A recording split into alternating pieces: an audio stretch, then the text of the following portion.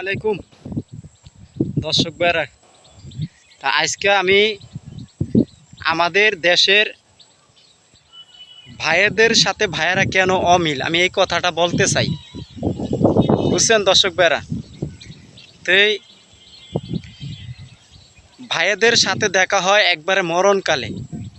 তা আমি সম্পূর্ণ কথাগুলো আজকে আপনাদের মাঝে বলবো যে ভাইয়েদের সাথে কেন ভাইয়েরা মিল থাকে না। আমরা যখন শিশুকালে একজনের পর একজন জন্ম হই, তখন ভাইয়াদের সাথে ভাইয়েরা মিল থাকে। ধরেন আপনার 20 বছর, যখন 20 বছর বা 25 বছর 30 বছর হবে, বিয়ার আগ পর্যন্ত ভাইয়াদের সাথে ভাইয়ের সম্পর্ক থাকে। হ্যাঁ, যখন এক ভাই আরেক ভাই বিয়ে করে ফেলায়, তখন তাদের কয়েক মাস ভালো চলে এবং তাদের বাপ মা ভালো চলে। যখন আস্তে আস্তে একটু পুরান হয়, তখন আপনার এই করে কি জানেন, এই যে ভাইয়ের সাথে ভাইয়েরা দণ্ড বাজা যায়। বেশিরভাগ দণ্ড বাজায় কারা জানেন? আমাদের ঘরের পরিবাররা দণ্ড বাজায়। হ্যাঁ, ঘরের পরিবাররা দণ্ড বাজায়। এই বউ, বেশিরভাগ বউ বেটিরা দণ্ড বাজায়।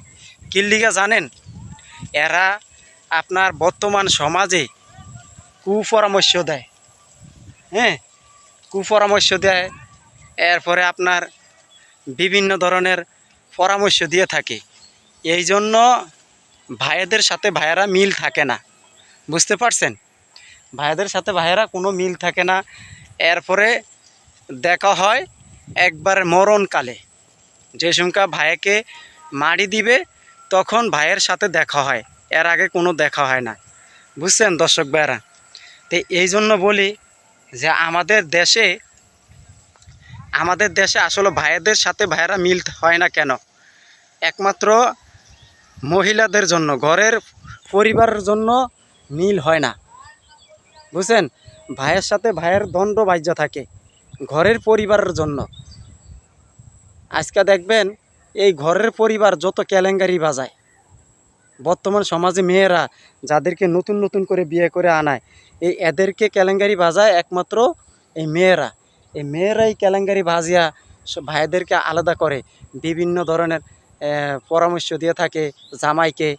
হ্যাঁ, যে তোমার ভাই এই করছে, তে এই করছে, সেই করছে, মানে বিভিন্ন ধরনের পরামর্শ জামাইকে কুপরামর্শ দিয়ে দিয়ে মা বাপ ভাই বোনকে আত্মীয় স্বজনকে ত্যাগ করে দেয় তাদের যে ভালো থাকার জন্য। আমাদের দেশের মেয়েরা সব হলো নষ্টের মূল। বুঝছেন দর্শক ভাইয়েরা? কেন ভাইদের সাথে মিল থাকে না? ভাইদের সাথে দেখা হয় মরণকালে।